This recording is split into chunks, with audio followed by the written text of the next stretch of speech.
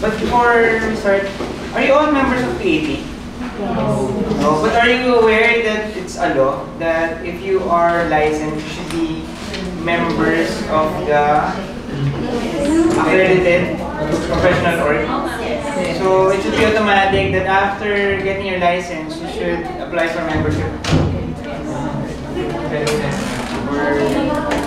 Sige. So I asked you to answer a survey, and the survey measures or attempts to identify your orientation. Ayun. So, sa dulo niyan, di ba makita niyo may mga letters? So, may mga meaning yun. Tulad dito, kung mataas ka sa PS, so it's likely that you are psychodynamic. Meron ba? Mataas PS? Or isa sa pa, mataas?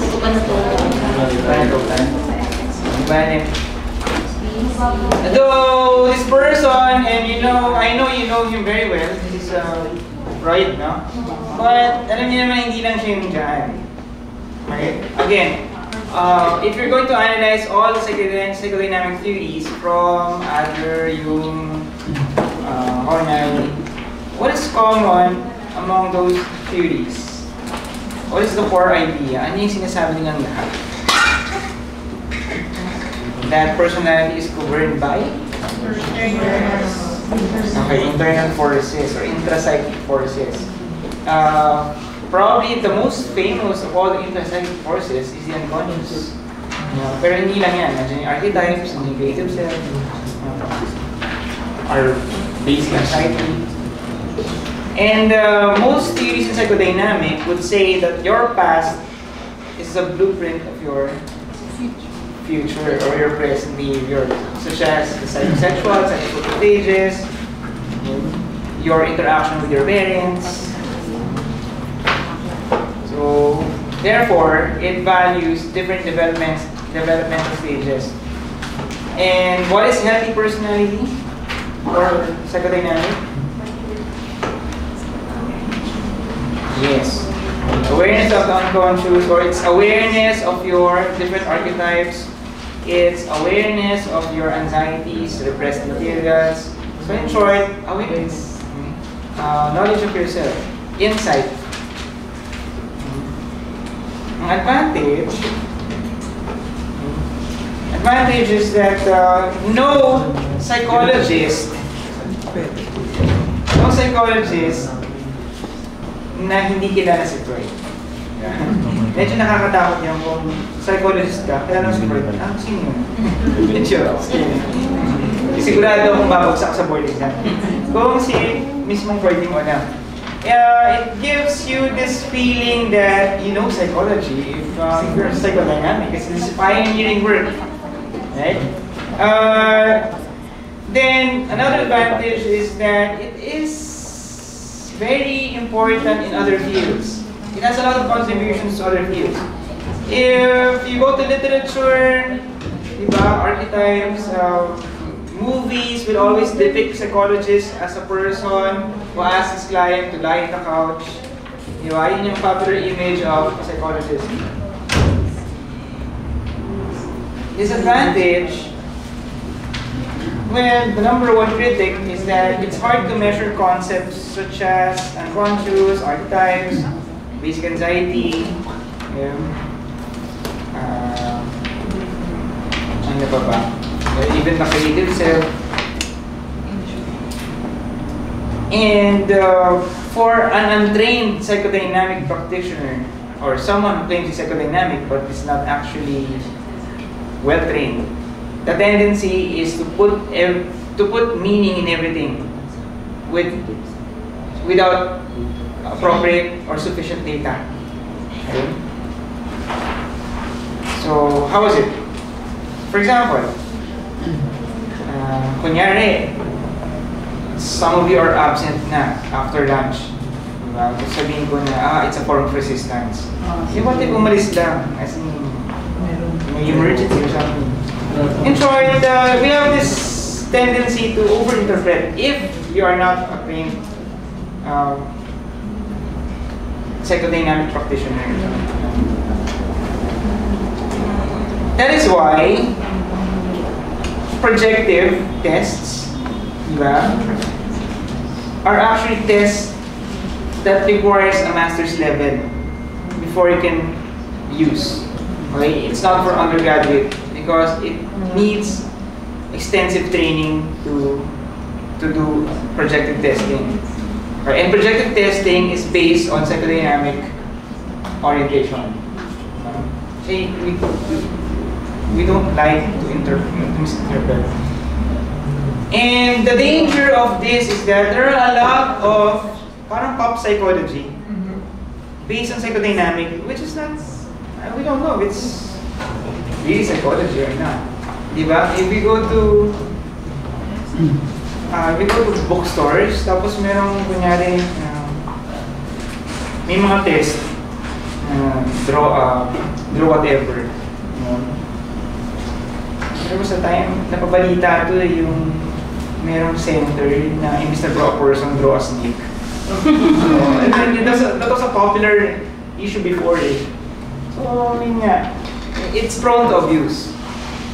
And the funny thing is that people even they don't even know that they're being abused.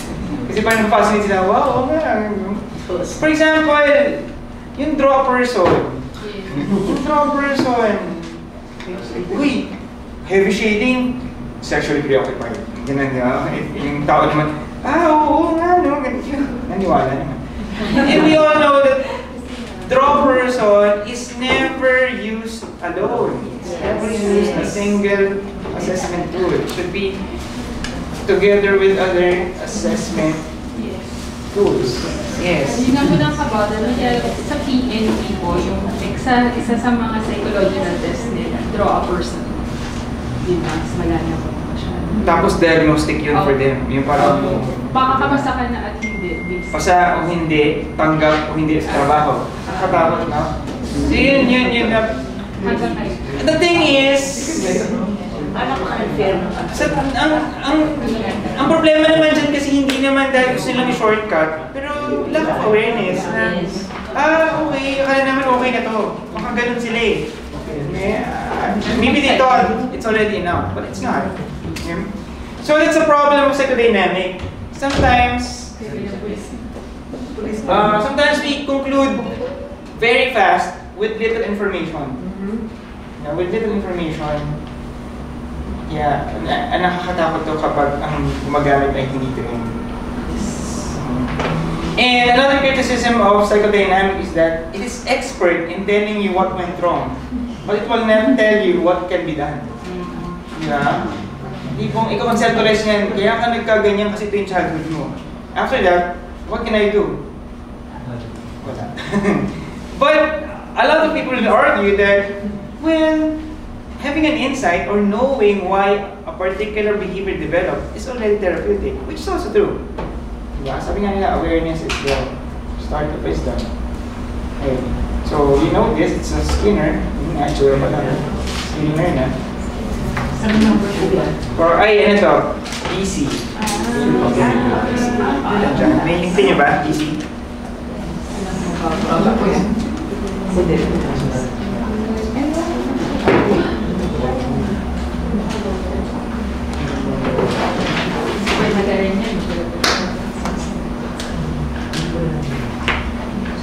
Okay, BC. If for psychodynamic, the core idea is that we are being governed by interpsychic forces, for behavioral cognitive, what governs us? It is a external or external for environment. How we think affects the way we behave is the cognitive part. Then, even how we perceive and react. Learning and conditioning is the behavioral part. Now, why is it always, or most of the time, they combine behavioral and cognitive? Because they're very much related. Because kasi how we think translate into behavior. Okay? So most of the time, psychologists combine this. Diba? It's very likely that if you are behavioral, you're also cognitive. If you're cognitive. Bihira na yung purista. Yung talagang purely behavioral lang ang kanyang model. Or purely cognitive. So usually, they go together. In practice, in practice. Okay, a healthy personality is when there's proper learning and modeling, less irrational beliefs. If good behavior are rewarded and bad behavior are punished.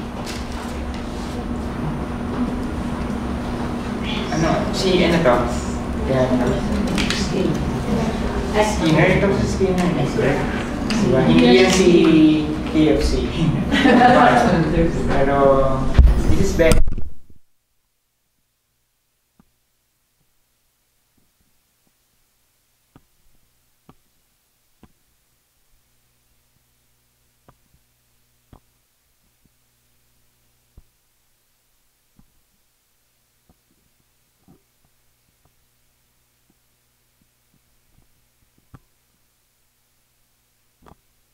Quick way of changing a person, and also contributions to society such as parenting, advertising, societal laws. Diba? Sabi ko nga before, even pet training use behavioral cognitive concepts. Okay. Disadvantage, what do you think are the disadvantages of behavioral cognitive? Ano disadvantages of Hindi ba? Limits or demotes humans to level animals. Para tayong disusi. Diba? Takes away feelings, fantasies, goals, motives, and meaning making. Right? For example, kaya sometimes, di ba, when you apply for college, the college will require you to submit your high school grades. Because your high school grades should predict your college performance. That's why they get it. Diba? They require it.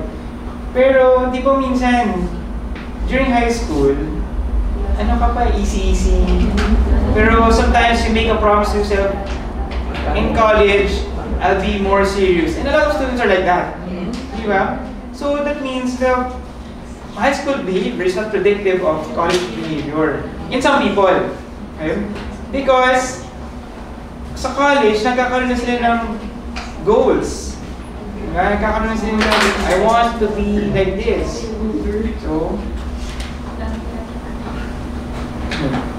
So if behavior can be learned quickly, that means it can be also unlearned quickly. If the reinforcements are taken away, there's a possibility that the old behavior will come back. And also, it's regards to genetics and subjective experiences. HU. So, meron pang HU sa inyo. Humanistic. No, what does it mean kapag marami kang mataas? Okay lang yun. That means maybe there are some parts of the theories that you appreciate. Okay. Core idea of humanistic is free will, and we should achieve our full potential. This is Carl Rogers.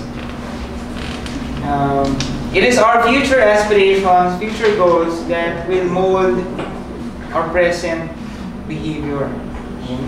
Our goal is to find meaning or reason to live. Healthy personality, the present self is close to the ideal self. People who give unconditional positive regard. Advantages, it has strong intrinsic appeal. Kasi nga, it's very positive. It it sounds nice to say that you're humanistic. So people are drawn to this. It gives importance to subjective experiences. Disadvantage, it disregards what other models are saying. So, kunyari, unconscious, enforcement, environment.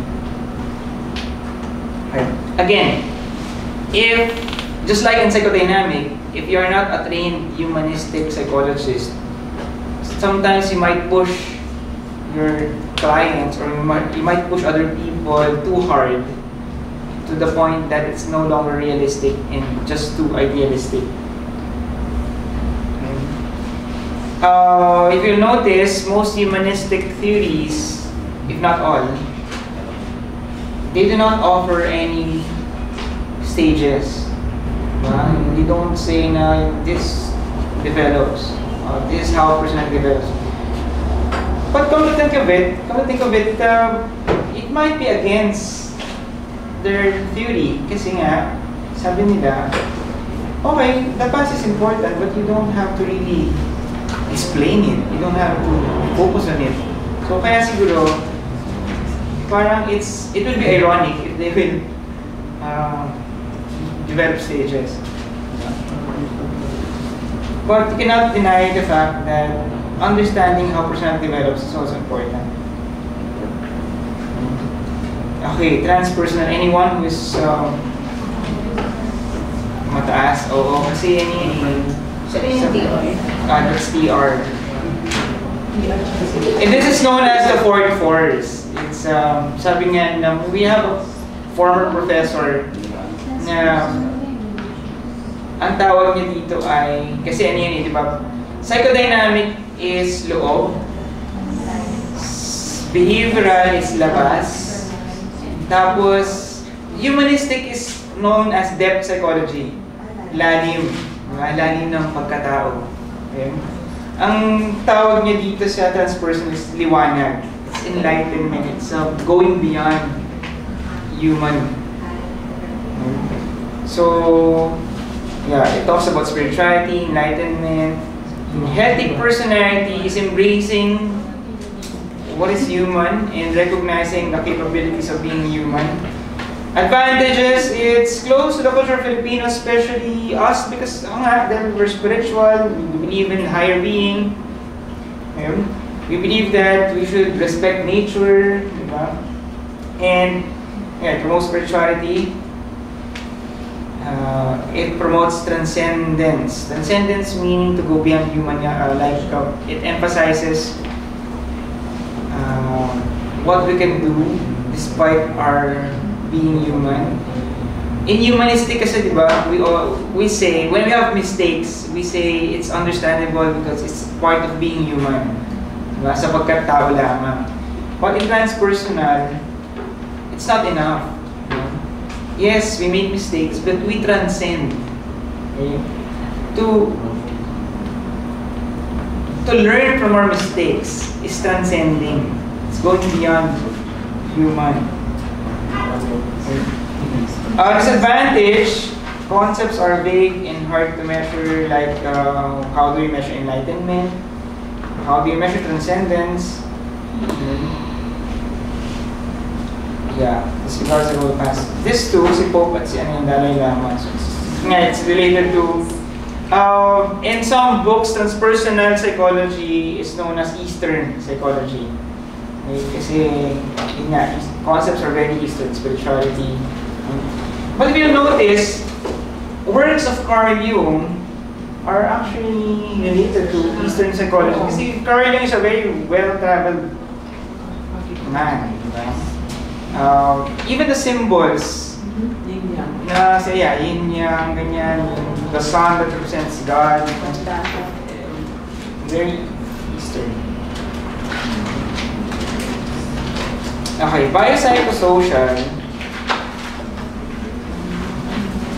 The core idea is that personality is a product of the biological, psychological, and social factors. Probably, this is one of the most integrated models. So, it values your biological makeup, your person factors or psychological makeup, and the environment or social factors. Healthy personality is recognizing the role of history in the development of personality, or parang you value the role of each of these areas. Advantages, it's nice because it's open to many possible reasons. So multidisciplinary. That is why biopsychosocial is very popular among psychiatrists. They use this to understand behavior. Kasi may bio part. That's why they use medicines and psychological and social part. For example, if you want to look at depression, you don't just look at the environment, you don't just look at what the person is undergoing, but maybe this person is actually predisposed, or maybe there's hormonal problems. Appreciates the role of culture, religion, government, economy, genetics, so lahat. It's very open to different factors. Disadvantage is, again, if you're not good at it, if you're not used to employing biopsychosocial, it might appear like a shotgun approach. It's like use everything, hopefully it will, may tumamang isa. Shotgun. Ano siya? Sigurista. Parang yun. Well, there's nothing wrong with it because we have what we call eclectic. Eclectic, yung use of different models, but eclectic is okay. What is not okay is confused. Yung di mo alam, gamitin mo lang lahat. Pero dapat kasi meron kang mother orientation. Kung isa kang pinapaniwalaan talaga, the rest are supporting orientations, right? Some are into family systems. Anyone who's high in family systems? Okay. Have you heard of this? Yes? Are you familiar with this? Or narinig pero hindi masyado? Sige. Pero bibigyan mo kami ng soft copy niyan? I think so. I-email ko lahat to kayo sa parang gano'n natin. I-email ko lahat. Basta lahat nung wala kayo, email to Sir James. Maybe, gano'n naman yung ginagawa nila. Email sa kanila.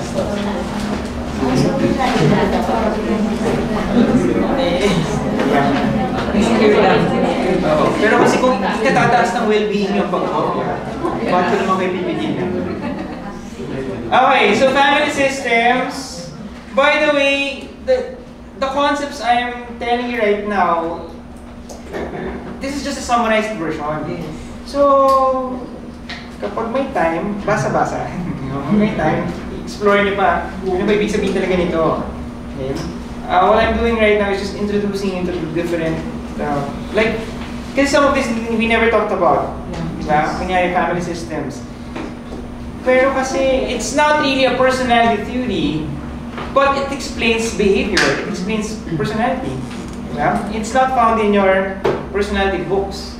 But we use these theories to explain behavior. Okay? For example, ito nga, family system. The core idea here is personality is a product of family interaction. The assumption here is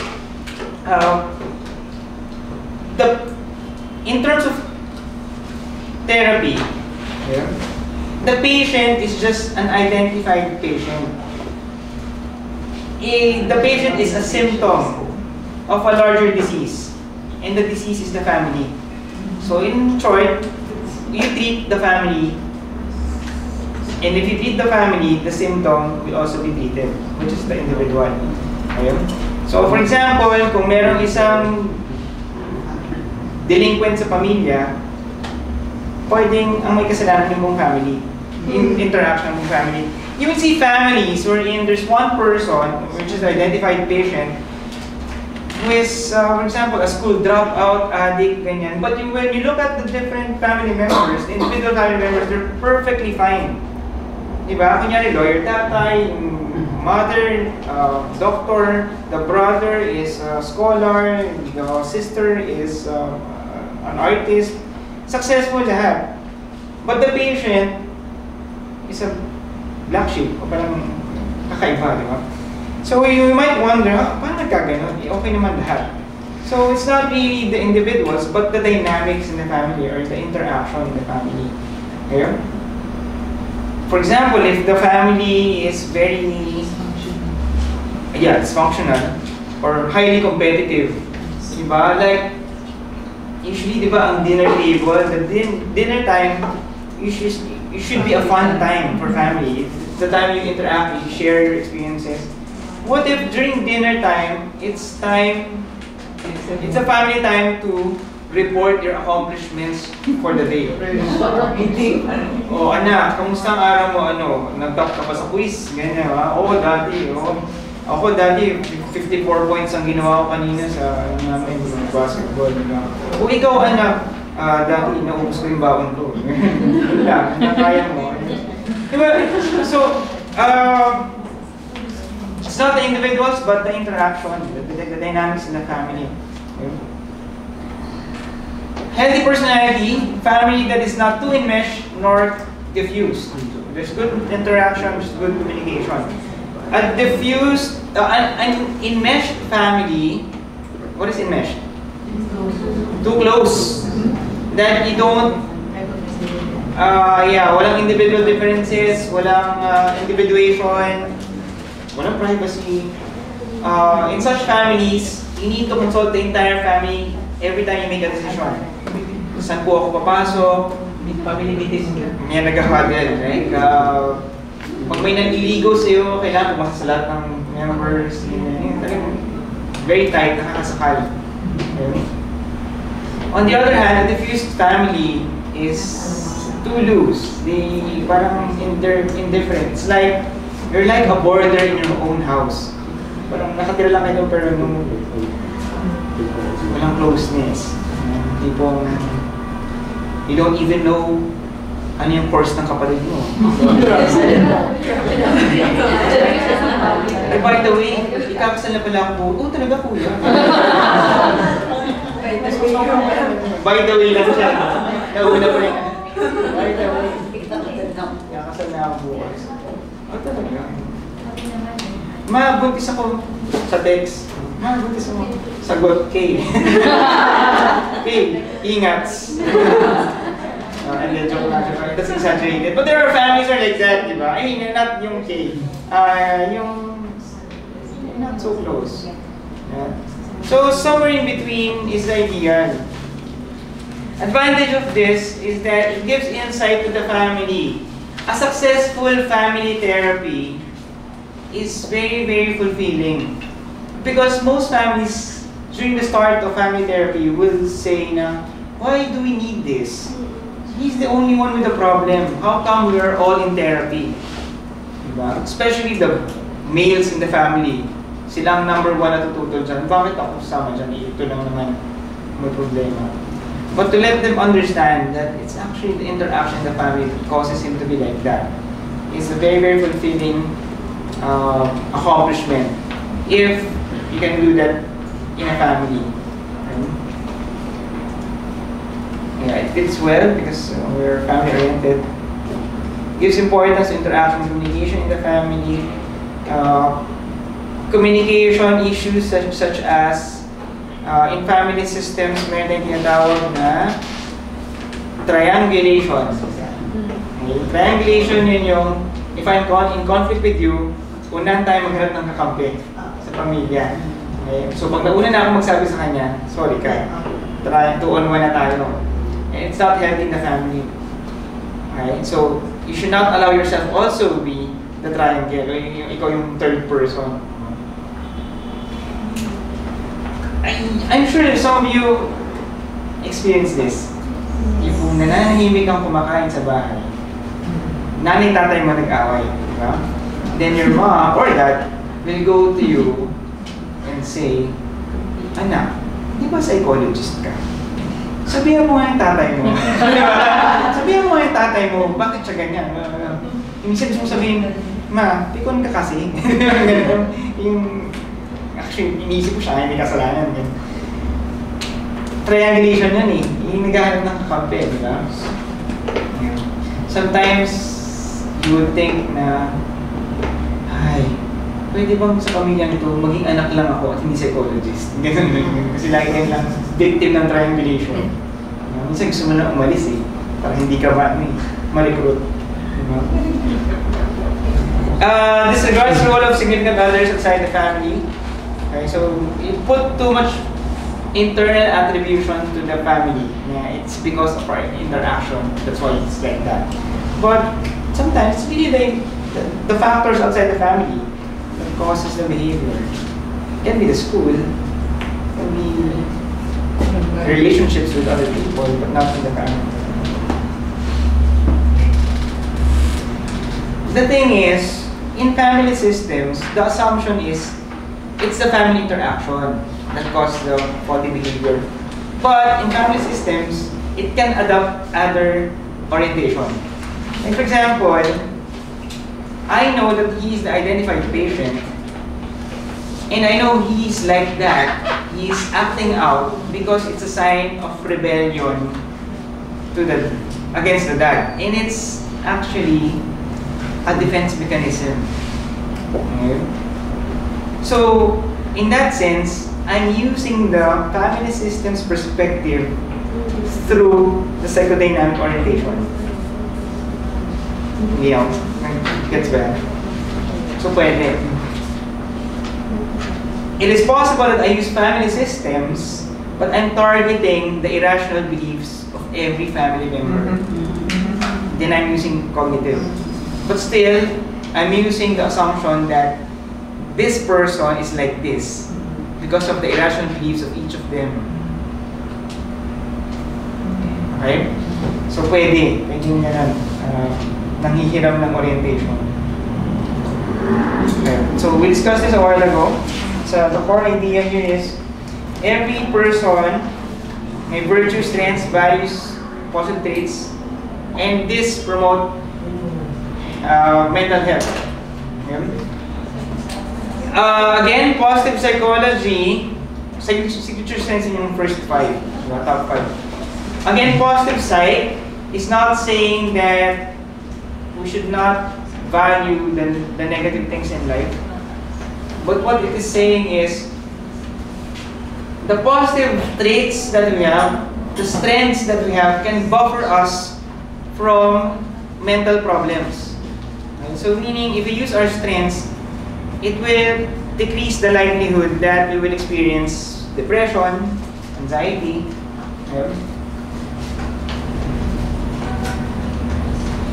So parang ganito yan. Kung nade-depress ka, other orientation will find a way to eliminate the depression. In positive psych, there's depression. I recognize that, but if I use my character strengths, maybe the depression will be decreased. Okay? Proper use of strengths and overcome weaknesses, advantages. It provides empirical basis for the humanistic approach. Also, because it's positive, it has a positive appeal.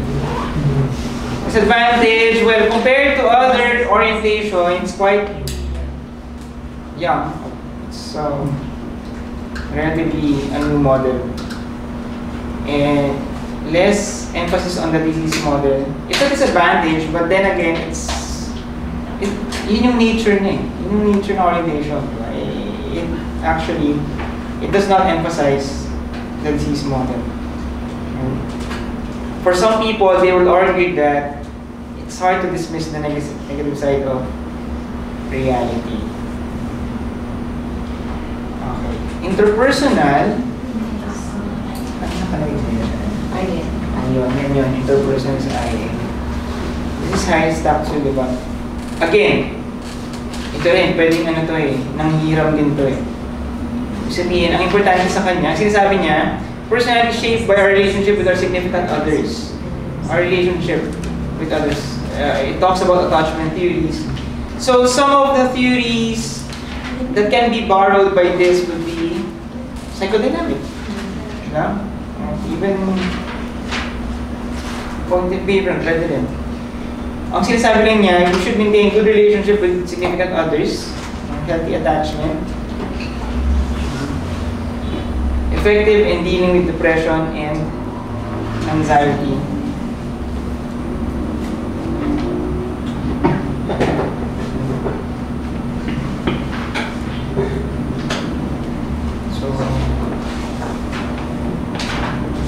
if we'll try to relate it with other people, kunyari yung relational self, parang related siya dito eh. Diba? Because our healthy relationship with other people can be used as a template to other people. Yes, it's effective in terms of treating anxiety and depression because it's quite safe to say that most depressed and anxious people, usually the reason is relationships. Diba? Kadalasan naman ng cause ng depression is relationship. That is why it's effective to use this.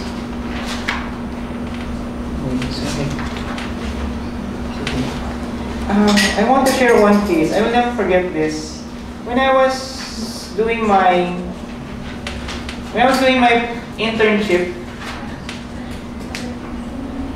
I had this client. Ito, grabe. Sobrang interesting for me. It's interesting. Nag-internship ako noon. There's this mag-ama, father and daughter. Father and daughter went to the clinic. So forgive me for not being humanistic about this. The father, I thought, was a driver. And the daughter, she's so beautiful. 8-year-old. I'm saying beautiful, not even pretty. Talagang artista level yung bata. Ang ganda ng mukha. Diba? Tapos yung tatay niya, pa-doodles. As in, it's not really the face eh, it's how he brings himself. I mean, hindi naman baduy pero parang hindi nagsuklay. Tapos yung kung maglakad ko parang, yung parang low self-esteem. Yun siya, parang walang confidence, parang lulukot yung ano, ganyan. So everything about him, hindi maayos, parang ganun. And here comes this girl na pretty, di ba? The presenting problem is separation anxiety. Nahihirapan yung mag-ina because every morning when the school bus arrives, the girl will cry because she doesn't want to be separated from her parents. Okay? And even sa school, she'll cry. So it becomes a problem with the teachers. So that's the reason why they went for therapy. Okay. So when I interviewed the 8-year-old beautiful girl, tapos sinabi niya sa akin, in terms of experience of when going to a building, she ran inside the elevator. So in the elevator closed, then went up. So she was there alone. It happened around when she was 6. So for a 6-year-old girl, it's traumatic to be trapped in an elevator na hindi mo alam kung saan pupunta, and it's their first time to be in that building. So talagang iyak siya ng iyak niya.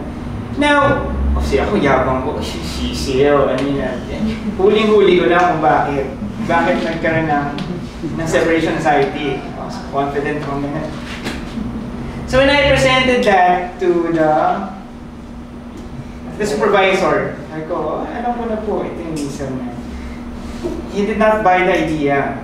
Okay? Kasi nga naman narinig ko, how come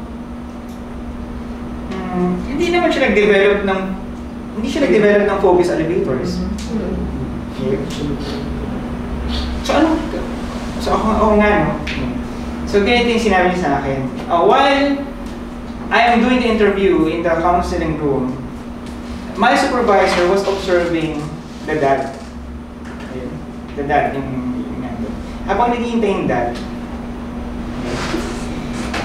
mag-ring yung phone ng dad. Ang ringtone niya yung boses ng bata.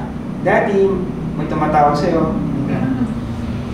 Nagbuklat daw ng wallet yung laki ng picture ng bata. Ganyan. When they arrived sa clinic, talagang tatay, ang hawak-hawak ng batang.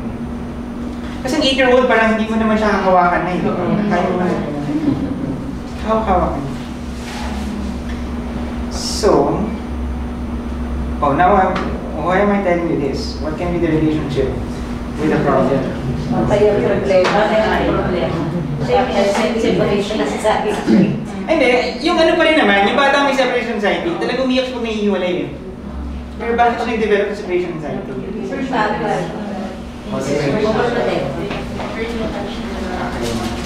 Bakit siya na-overly attached? Maganda kasi. Kasi yung Napag-iinti sila sa akin. O bakit kayo yung tatay? Kasi identity ni tata yung ganda ng bata. Kasi? Identity ni tata yung ganda ng bata. Bakit? Private. Sino mo yung Get patutin.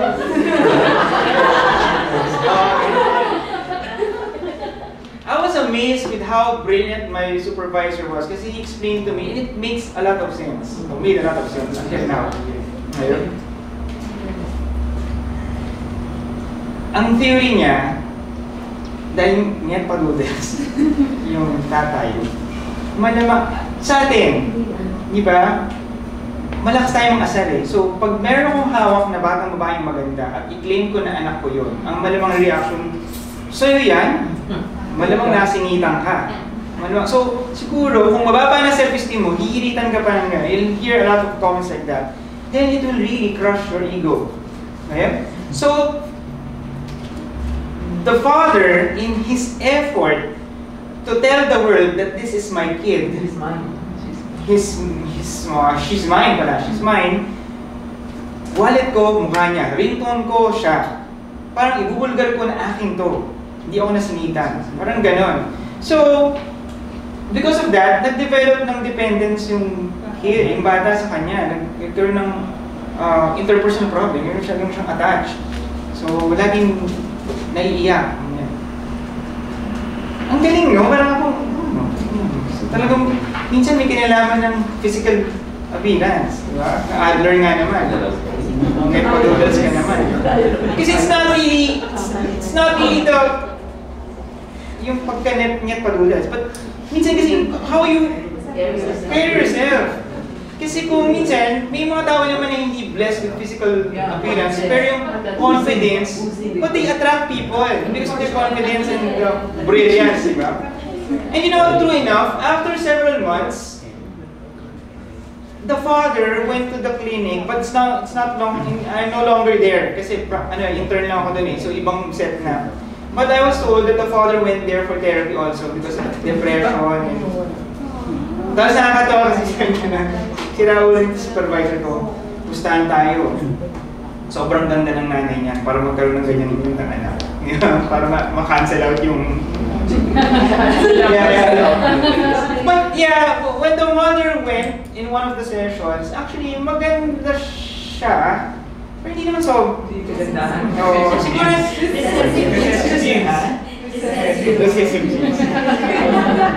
Oh, I think it's maybe... Hindi naman nasinita. I don't want to think that way. Pero it's maybe baka the combination of the two. Biglang jumakpat, di ba? Jumakpat. Pero maganda na yung bata. Kung 8 siya naman, siguro, college siguro. Matagal-tagal na eh. Hindi siguro, I don't know. But again, going back to this, it's his interpersonal relationship with a kid that caused the depression. Okay? So in therapy, kailangan matanggal niya yun, yung ganong klaseng nag-ano siya, nag-attract ng dependence eh. Diba? So anyway.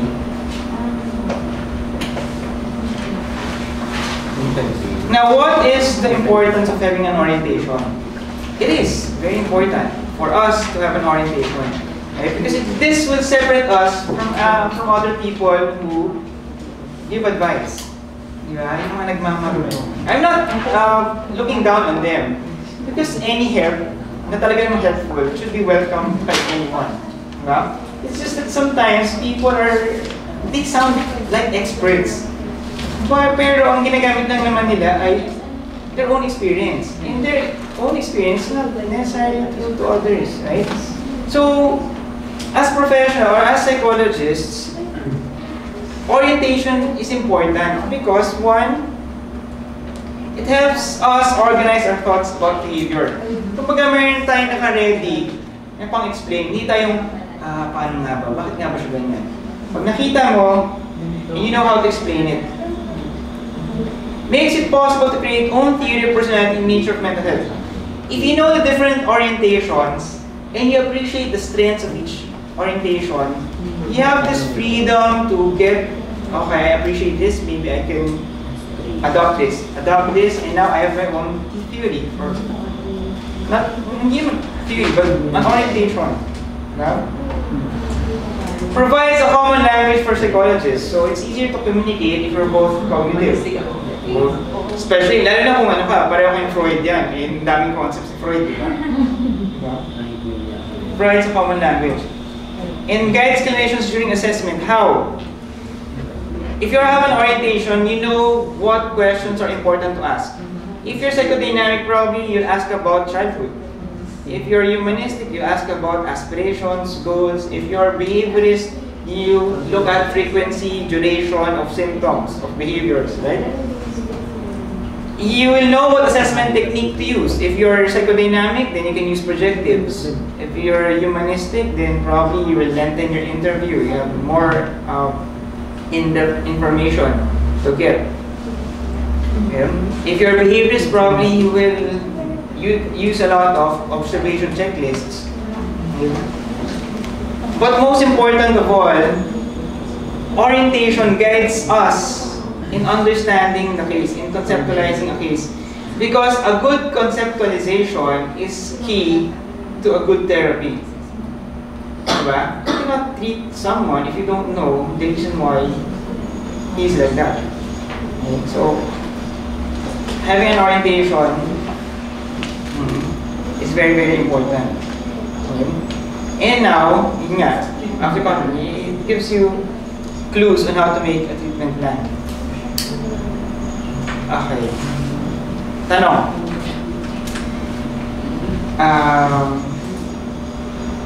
Dapat ba ang orientation binabagayan yung case? Like for example, ito maganda dyan sa psychodynamic. Ito maganda dyan, ay, parang dito mas okay yung behavioral.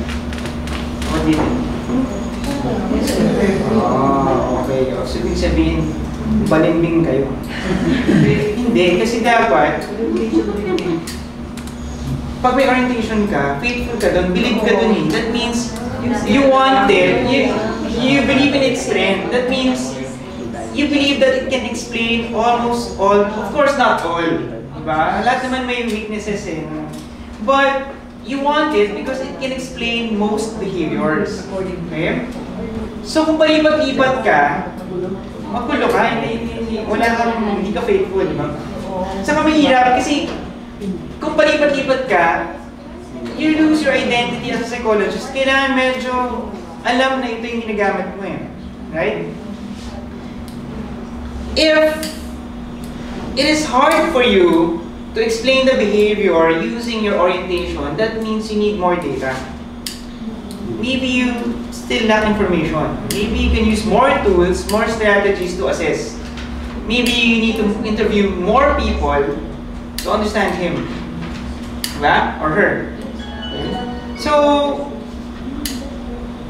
try to be loyal to your, pero do not be rigid. Okay? That is why yun yung disadvantage naman. Kapag alam mo naman na parang there's a better theory or better part of another theory that can be used, eh di sige, di hiramin mo ng konti yun. Sabi ko nga kanina, it's possible to borrow some concepts, but the important thing is you have a mothership. Diba yun naman tayo with mothership? Meron kang isa good guide. The common language may alienate others who are not familiar with the language. So, sino mo lang, buong barkada kayo, psychodynamic. Tapos ikaw lang, humanistic, pero medyo, parang others, diba? So, that's advantage naman din. Okay? Ayun po, sir. Yun.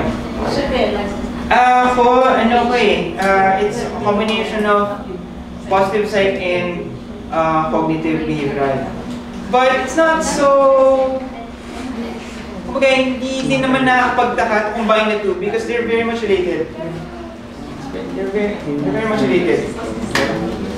So what I want to achieve now, or what I want you to achieve now, is at least to have a working orientation. Okay? Because that's the very purpose. That's the very purpose of theorist personality in the context of practice. Diba? In the context of practice, theorist personality will help you understand your patient's behavior, whether you're into assessment or into therapy. Right? So, yun. Questions? Okay. Tingnan natin yung isang case.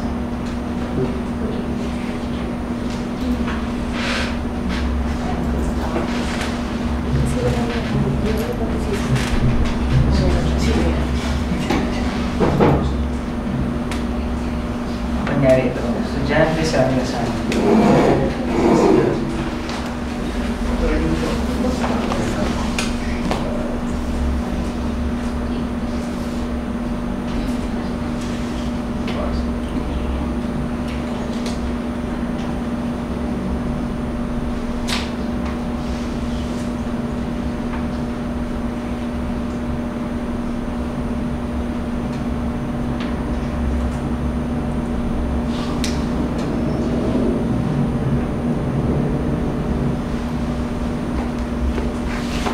Cause guys, organization yan that involve in charitable activities. So, yung mga community service. Are you done? Yes.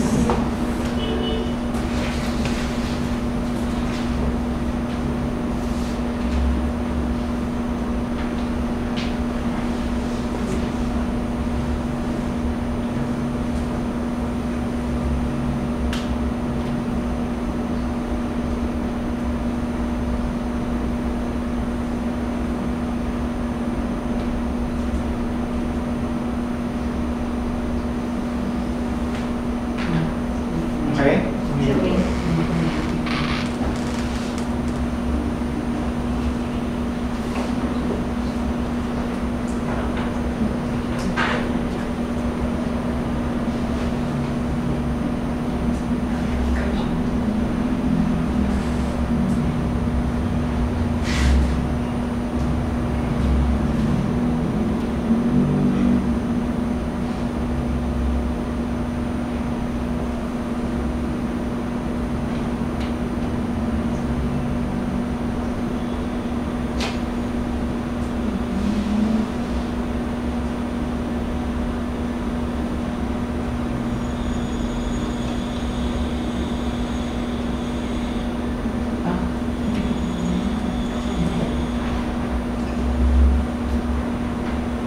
Okay?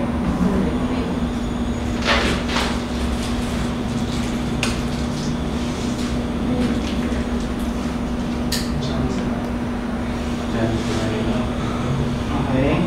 Sige, so your task is to explain John's personality using the different orientation or using your own orientation, your highest orientation. So, and later on explain also bakit niya nilaglag yung pera dun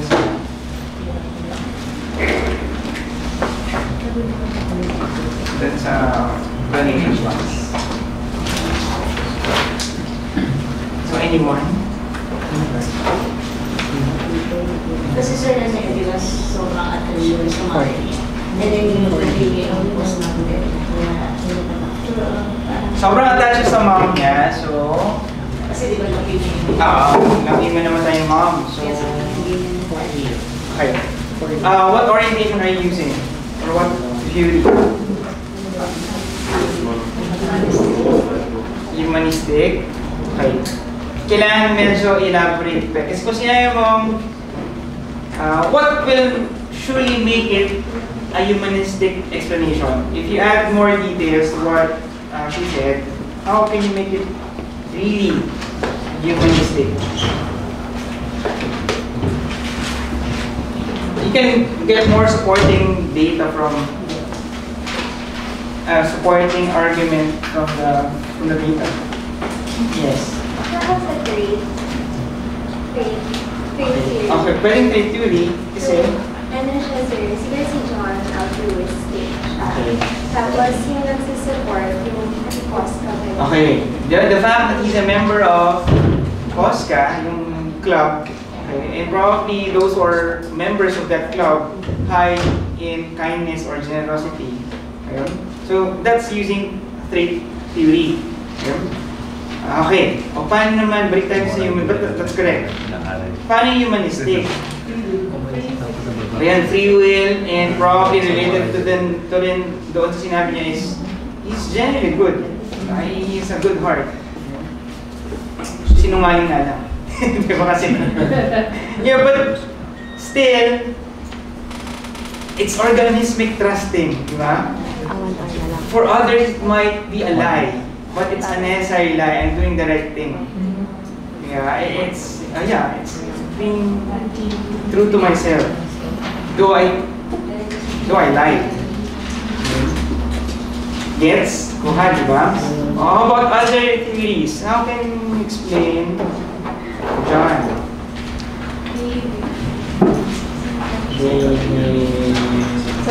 Yes. The fact na naging case siya, lumapit siya, may problema talaga. So, ano yung problema? Tingin ko, kung ako yan, I will be using interpersonal. Okay. No? Kasi in the end, nagsinungaling siya dun sa tatay niya, nagtatanong yung tatay niya. Yung significant others niya ay hindi naging maganda yung relationship niya. Tapos, inclined siya dun sa mother niya, maaari dun niya dinivert yung kanyang pagiging altruist. But then, patay na yung nanay niya at yung tatay niya ang pakikisamahan niya na buhay pa. Eh, yun ang problema, dun pupunta yung problema, yung relationship. Nabuhay yung tatay niya at buhay siya at yung pagsasamahan nila in the future. So kung ako yan, kung interpersonal ang gagamitin ko. Okay, so ang may sala in relationship niya with the dad. Tama ba? I think so. Kaya siya yung sinungaling. Kasi hindi nga naman maganda yung relationship niya with the dad. Kasi kung may maganda talaga. Pero the fact magbibigay yan as case, may problema. Okay.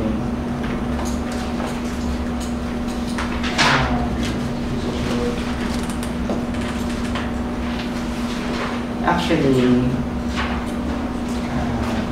And besides sa excuse mo, kung hanggang yan lang yung storya, okay lang yan.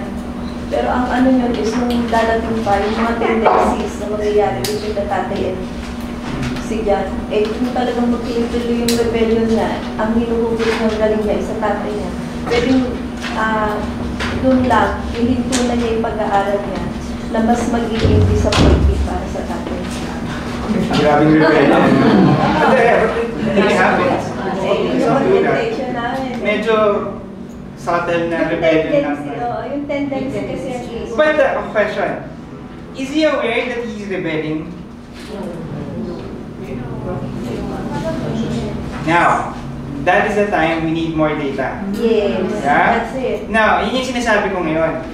Kung psychodynamic ka, at hindi mo sure kung aware siya o hindi, edi, tanongin mo. I mean, yeah, not really tanong, but you can do projectives, you assess more. If your orientation is hindi pa kompleto, I mean, you don't have enough information to have a complete conceptualization, then assess more. Hindi naman mali yun eh. Hindi naman porket, naku, nung interview hindi ko natanong, patay. Hindi tawagan mo. Video patawag mo ulit, right? So it's not really a problem. So if you think your orientation is not enough to explain it, maybe your data is not enough. It's not the orientation, it's not enough. Okay?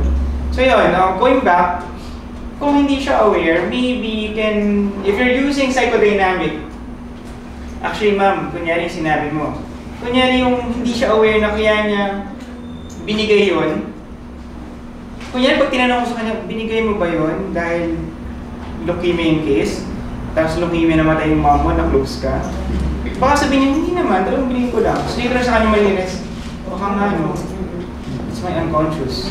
So it's now a psychodynamic explanation to John's behavior. Ayun. It can also be an unconscious rebellion sa dad niya. Diba? It's unconscious resistance sa dad.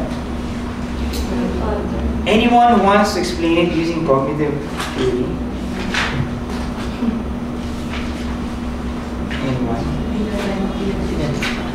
Walang may cognitive theory. Wala bang evolutionary? Ako pwedeng, ano yan, tingnan ng evolutionary side. Di ba? Remember, nandun yung crush na. Di ba? Eh, parang ano yan eh, survival of the fittest ay peacock. Di ba? Tawag ng peacocking yung pag nagpapa-impress ka. In the animal world, it's peacocking. It's you're impressing the opposite sex. The more na sa akin sa magiging pattern pa yan. Kasi ini-impress mo nga yung tatay mo, may tendency talaga i-impress mo rin lahat ng gusto mo. Kasi attention ni tatay gusto mo eh, attention crush ang gusto mo, di lalo mo sinisira sa sarili.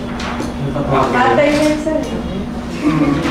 I'm wondering what kind of pattern, kasi usually pattern ay parallel relationship eh. So, yun naman kasi, attention.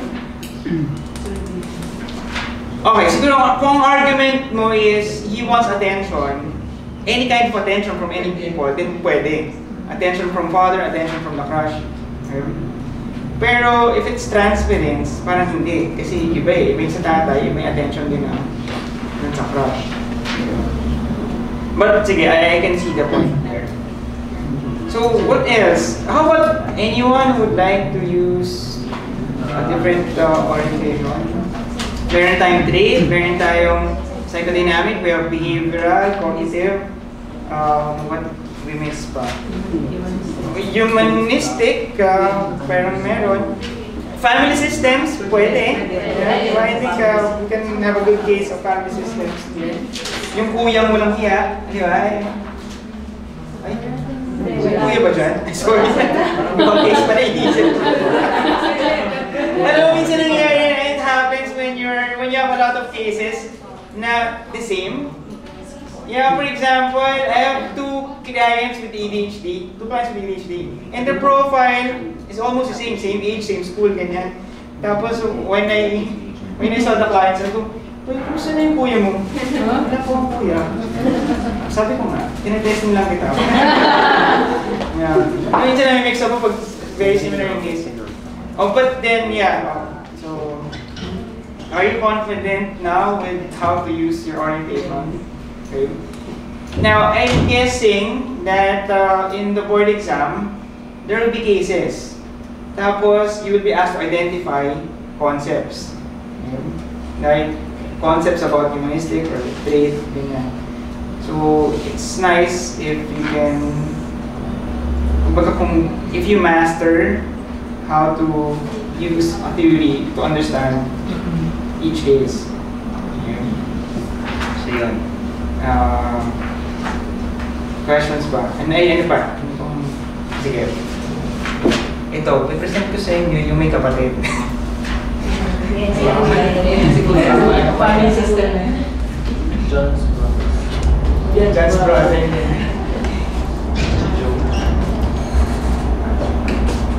Si John.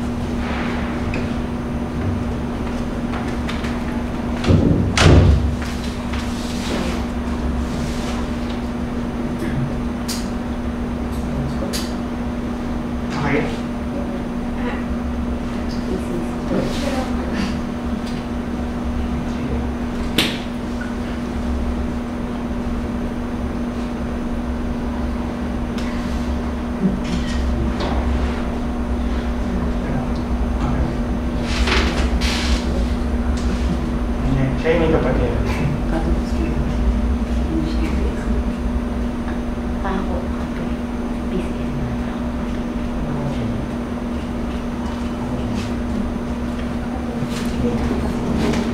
Explain niyo lang sa CR mo na.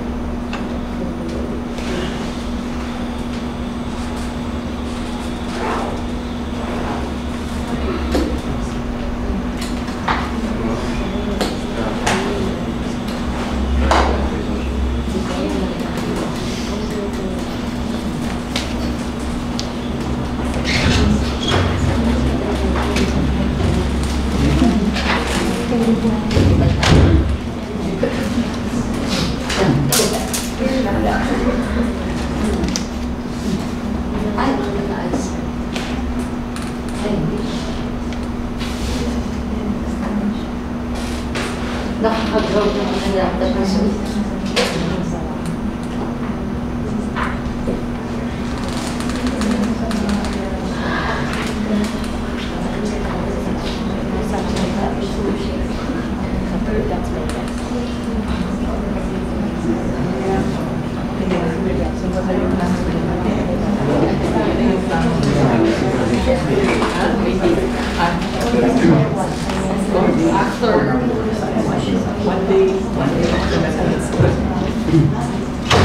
Pinilit na po ako. Naawan. Pinaging ako na po yung mga friends.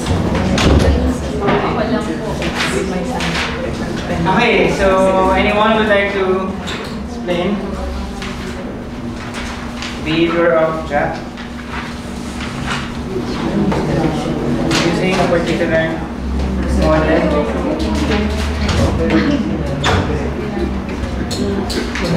Wala?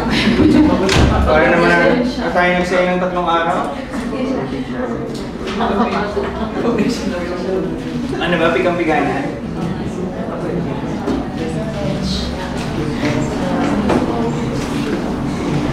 Hirap naman ito. Parang gusto mo pang pilitin, pero gusto mo rin maging humanistic, di ba? Kaya mo itindihin lahat. Sige, ito na lang. If you're using the cognitive behavioral, probably you would say that he has this cognitive, meron siyang irrational beliefs na he's not good enough for the family, and to show superiority, he must be dominant. It can also be a learned behavior from the dad and environment, kasi yung tatay niya. May mga ganyang cases na nambubully, they bully their classmates because they're bullied inside their. In fact, there are some misdiagnoses of children. Kunyari, hindi naman misdiagnose, pero nililabel. Kunyari, nililabel sila ng mga classmates or mga teachers na baka may ADHD yan. Nakulit-kulit.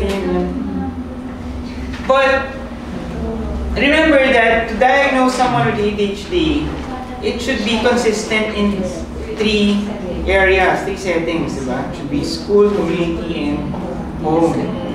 Pero minsan, sasabihin ng magulang, imposibleng anak ko nang bubuli kasi sa bahay, tahimik na. And that's true. Siyempre, tatahimik yan. Paano bully ka? That is bullying, diba? So, to release his anger, ina-unleash niya sa classmates. So, that can be this. If you're... Yeah. Ang bitin naman. Saan kayo ba? Sir, kailangan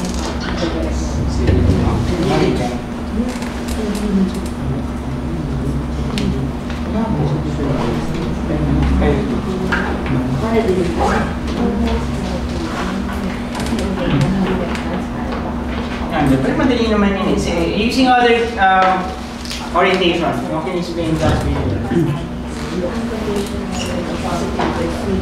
Yeah, okay. Maganda dyan.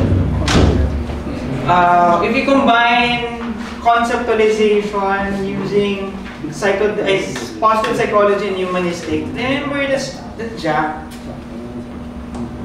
minus the misbehaviors. How can you describe him? He's artistic. He protects his sister. Diba? So there's goodness in him. So, pwedeng yun. Hindi lang niya, there's no one helping him achieve his potentials. And luckily, there's one person who believes in him, which is our teacher. Diba? So that can serve as his mentor. That using positive side, he can be instrumental in Jack's positive development. Yes, you can use family systems, right? With the nanay na tatahimik, yung tatay na bully, kapatid na bully, na bully junior, di ba? So, and each one of them, they're all okay individually, but how they treat Jack probably is the reason why Jack's like that. Yeah. So, ano kaya? Are you confident that you can explain? Okay. Later on, pag umuwi kayo, pag-practicean nyo lahat ng nakautan, siguro ganito yan. Yung childhood niya siguro. The good thing about knowing all this orientation is we are more open. Diba? We don't judge people immediately. Na kaya siya ganyan, kaya siya ganyan. Hindi. Hindi pinagdadaanan. Kaya ako, kung yun I think I'm easily irritated with people who are so absolute in their explanations of other people's behavior.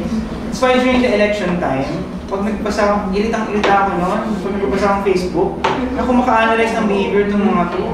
Kayo na may lisensya, parang gano'n. Kayo na licensed psychologist. Hindi nga sila psychologists. When they explain behavior as if they made a psychological assessment of the person. Diba? It's really disappointing. Yun. Okay. Ready for the exam? Meron siyang answer sheet.